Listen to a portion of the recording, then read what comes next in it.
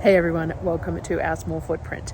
Today is Saturday morning and I have a video that I haven't edited up, so I'm going to have a chat to you. Now, you guys really seem to like these chats of wandering around the property and things like that and answering any questions and stuff like that.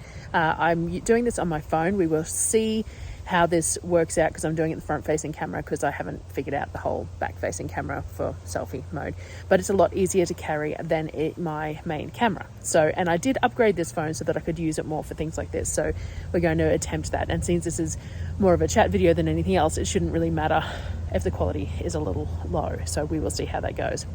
So after all that, hi, hope you're having a great weekend. My name is Nyssa and I live on 20 acres in the bush in Queensland, Australia, and I have 6 kids and we're off grid, and I share all sorts of bits and pieces on my channel. So if you are interested in seeing more, please hit the subscribe button, and I will see you around if you're sticking around.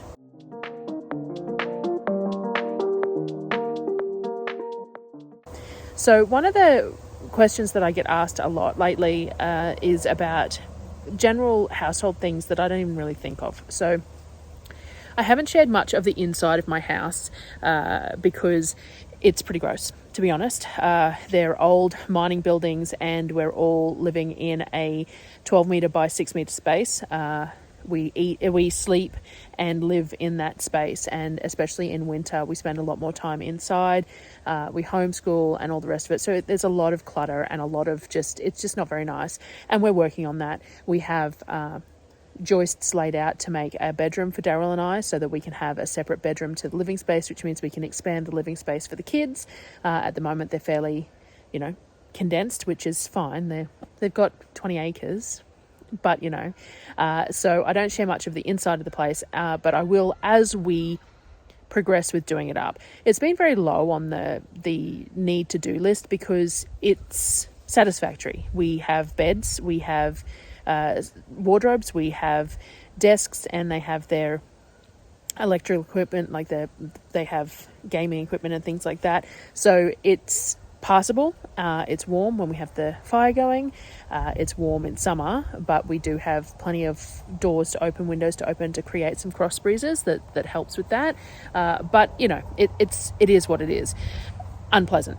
A bathroom's a little bit the same. Bathroom is what would have been an office. So the way the buildings are structured is that they have a 6 metre by 3 metre space that would have been an open space that joined together to create a large open space with a 3 metre by 3 metre enclosed space at the end, which would have been an office or a bedroom or whatever. We use them as bedrooms. So the 3 metre by 3 metre space on the L-shaped portion of our premises we use as a bathroom, which means that it has marine ply flooring and masonite walls. So it is somewhat water resistant, but not really waterproof. So it wasn't really meant to be used as a bathroom, but it has worked for the moment. That is on our task list to do probably in September, once it's slightly warmer. Our spring starts in September, but we still get a frost for the last 3 years that we've been here, we still got a frost into the middle to late September. So we can't guarantee that it'll be hot. I can't put plants out and things like that in September unless they're cold tolerant. So we are planning mid to late September to rip out the bathroom and redo it. So part of what we bought the treated pine stain decking for that's what we're going to use on our bathroom floor, and we're going to pull the masonite walls off and just have the exposed metal beams with the roofing iron on the outside. So it'll be a real rustic, similar to an outdoor bush bathroom, and that's what we're aiming for. At the moment it is just the same as it was. So when we purchased these buildings, like the walls of the buildings, there's these great big swathes of this brown sticky substance. It's not sticky anymore, but it would have been, which I'd imagine they had some sort of built-in desk work or shelving or something on the walls, and it's all still there. So I know we've been here 4 years, but it's been a long 4 years, and the 4 years with small children. So you got to remember that Kavik is now 6. So when we moved out here, he was only 2. So we had Kavik, who was 2, the boys would have been 3. So the twins, Orpheus and Lorcan, would have been 3. Sonnet would have been 4 or 5, depending on the time of year. And Apollo would have been 6-ish, and then Surreal would have been 10-ish. So we had a lot of really small children when we first moved out, which definitely makes it a challenge to do anything that requires significant amounts of like removal of things and then replacement. So we made do with what we had, and it has worked fine. It's not like anything is falling apart. It's not like anything is unusable. It's just not the nicest to look at. So that is why, in my long-winded rambling way, we haven't shared much of the inside of the place. But I am hoping to share that as we progress through with figuring out exactly what is going to work for us. So as we build our bedroom on, then we're going to rearrange the inside of the current place. The costs of removing walls and replacing things like that is a little out of our reach at the moment. So we're making do with what we've got. But eventually it'd be nice to strip it back and redo it. Darryl and I always had this like pipe dream of building a yurt somewhere on the property. So there's this big clearing that he really likes. It's further into the bush here. That's a little bit of a distance from the current housing, the chicken pen, the new chicken pen, which I'm standing near. It's just behind me there. The new chicken pen is sort of in between it. It's sort of a halfway point, and that's the clearing that he really likes. And eventually one day we'd like to build a yurt there that Darryl and I can live in. So once the kids are old enough, they can stay or go as they choose, but that building that is currently there can be used for them. They can turn it into their living situation however they want. And we can move a little bit of a distance away. But we'll see how all that pans out, because it's, many years down the track considering the age of the children currently. So we will see. But yeah, so the sharing of living space has been limited because of all that. It's also dark in there. We don't have any ceiling lighting, a bit like the kitchen. We just haven't got around to doing any of that because it just hasn't been overly necessary. So we have a couple of lamps that are in the right spots for working at desks or being able to see and things like that, but we don't have proper ceiling lighting or anything like that in there, so it's a bit dark in there as well. We try not to spend too much time in there, to be honest. It's inside is unnecessary. As I said, we've got 20 acres, so that hopefully that answers some of the questions about the internal living space. So the 2 3-meter by 3-meter bedrooms are where the children sleep. The boys are in one room, the girls are in another room, and they have bunk beds and things like that. Bedrooms are purely for sleeping, so everything else is spread out elsewhere. And Darryl and I have our bed in a corner with a couple of bookcases and stuff, sort of semi-closing it off. It's not closed off because we have a fireplace, and you want the heat from the fireplace to permeate the whole space. But also in summer, it gets quite warm, so you don't want to limit airflow either. So it's very open plan. All right, so hopefully that answers that. One of the other questions I get a lot is about our laundry, our washing, which I never really think about. So what I'm going to do is I'm going to show you how we do our laundry, which is very simple. We did buy an automatic washing machine at one point, one of the economical ones, but we found that it used far too much water. Even though it was economical and it was supposed to not use too much water, it did. It didn't matter what we did when we were using it just used too much water. So what we have is a twin tub washing machine, and we find that works really well for us. It takes a little bit more hands-on time, but we can control the water, we can control the amount of washing that we do at a time and things like that. So at the moment we have the hose for the washing machine comes out past the tree line. It's over I don't know where he's got it leading at the moment, over in here somewhere. And over in summer, that spot there gets grass growing massively and trees and bushes, and quite often we end up with volunteer tomatoes and all that sort of thing. We are working on a new grey water system. So we did have a grey water system that we purchased, a second-hand one that had its own box and a pump and some fabric filters and stuff, but it really didn't work. The filters got clogged so often that the pump wouldn't kick in and things like that. So we're actually turning an old bathtub that we've got into one. I've got an old bathtub here that, straight into the sun. An old bathtub that we're going to turn into the new grey water system, which is partly why, if you follow me on Instagram, you would have seen we just got a half ton of gravel to use. So we're using that gravel as part of our grey water system. So it's, excuse me, it's basically a reed bed using a bathtub. They're going to have some water plants in it, some baffles to create flow for the water, and it will lead to that secondhand unit that we bought. But instead of having the cloth filters in there, it won't need them, because I'm just trying to avoid the sun a little bit. It won't need them because the water will have been filtered through the stones and the plants and stuff. So it'll be able to just use the pump, which has a float system. So as the secondary tank fills up, the float lifts and it runs the water. So it runs the water through to, we have irrigation that goes from that little unit all the way through to all of our fruit trees that run down the side of the garden. So that's where that irrigation runs to. It's got a fairly wide open hose to allow for small detritus to go through. And it runs in the big cavities where the trees are, so it doesn't overwater them, because it runs off. Whatever isn't needed by the trees just runs off. And that way, and it's under the mulch. So that way the grey water is used to help with food supply, but not on food supply. So we're working on that, and I'll share that as I go along. I have the bathtub. I now have the baffle material and the tape to create the baffles, and I've got the gravel. We just need to dig the hole now, because it has to be in ground, because we're going to use it for the bathtub as well, and the bathtub is only raised up to the floor height. So there's not much of a drop. So it needs to be a bit low. It needs to be in sort of ground level to be low enough for that water to run off that way. So we're going to build that beside the fence line, so that it's, let me see if I can turn. I'm sorry, I'm making everyone dizzy probably.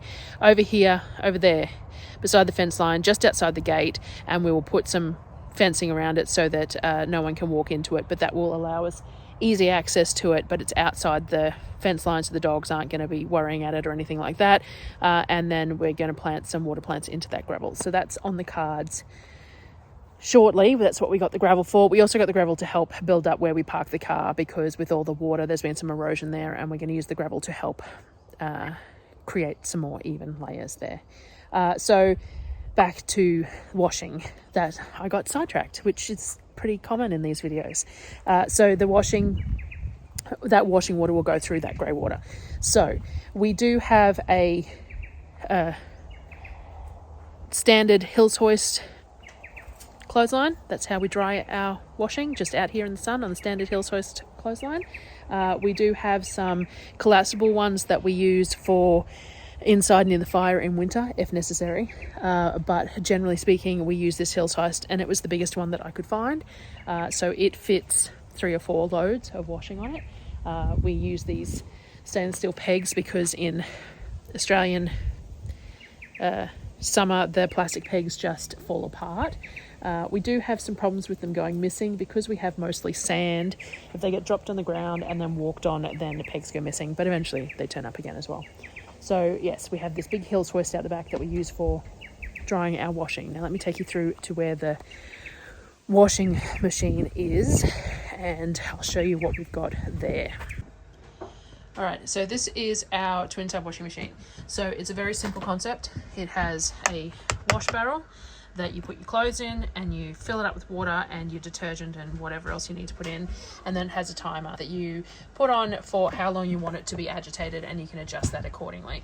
It has a drain cycle, a gentle or a normal, so we just run it on normal generally speaking, and then when you want to drain it you flick it around to drain. So you can wash, drain, rinse, wash again however you need depending on the dirtiness of your clothing and things like that. And then it has a spin chamber, so in here you excuse any of the dirt, it is a washing machine after all. So then you put all your clean washing in the bottom here. You have a shield that goes on top of your washing to keep it down, and then you put the lid on and you close it, and you have a spin timer. So again, it has 5 minutes, but you can adjust it accordingly as you want. It does have a water input here where you can change the location the water goes into the washing machine versus the spin cycle, but we use a hose to fill our washing machine up. So we have this, excuse the mess here of course, we have this standpipe here, which is covered in spiderwebs because, you know, we live in Australia. And so this pipe here comes from our tank, and this has all our water on it. So each one of these little hose outlets goes to a different spot. One is a hose that we use to do things like fill our washing machine or fill the Berkeys or fill the dog's water. One goes to our shower, one goes to the main sink, and one goes to the secondary sink, and they're all piped into those relevant places and can be turned off and on from this point. So we use that with the hose to go to fill the washing machine. So we just fill it up as needed to whichever point that we need, depending on the quantity of clothing, and wash it. And again, you can drain it, rewash, spin, re-put it in however often you want, depending on your water capacity, the cleanliness of clothes, and things like that. Now, it does have a pump that pumps out the water. So when you're spinning your clothing, there is a cavity in the bottom and it does pump out the water. However, ours is broken at the moment. So what we've been doing is using one of these little marine pumps that you can buy on eBay. They're really inexpensive for what they are. We use these for the grey water systems or for transferring water, whatever we need to do. Low wattage, inexpensive, fairly decent capacity. So at the moment, we turn this on when we're spinning the washing, and it pushes the water through the waste grey water tube out into the tree line, or eventually into that new grey water system that I'm going to create. So this is I think it's classed as an 8 kilo machine. It will fit up to about a double quilt in it. Darryl and I have a king size bed, and the king size quilt will get washed in this cavity but will not fit into the spin. So when we're washing our winter king size doonas, we have to hand wring it, and a nice sunny day to drain it. But other than that, it's plenty big enough for what we're doing, and you just do multiple loads where as needed, with water capacity however you want to use it. So at the moment, this is where excess piping runs out through this back gate, and then this is where we're going to set up the grey water, in this section just here. So there is going to be, the back fencing hasn't been completed yet, but eventually the back fencing is going to run from this pole. So we're going to put a gate just here where that pole is, so it can walk out to the grey water. So this little stretch here is quite a good spot because that over there is the garden. So it'll go in this space here, and then the irrigation will run through to there, and it will all work out quite well for that. So thank you for joining me for my Saturday morning ramble, and I hope that answers the questions in regards to the laundry and a little bit about our inside living space. As I said, as we redo it and as we update it and refinish and refurbish and all those sorts of things, then we'll share it as we go along. It's a bit like the kitchen. As we have progressively improved it to where we want it to be, that's when I'm sharing it, because it's nicer to share that way, and it's something to feel happy about rather than sharing something and going, it's a little bit like showing bits and pieces of the yard. There's always bits and pieces around because we tend to keep everything, because you never know when something might come in handy, but it means that there's piles of usable stuff all over the place. So thank you very much for joining me again today, and have a great weekend. And I've got a couple more kitchen videos to come over the next few days, and we're going to get that grey water started now that the rain has passed. I don't know what else I've got going on, but I will share it as I do. And thank you very much. I'll see you next time.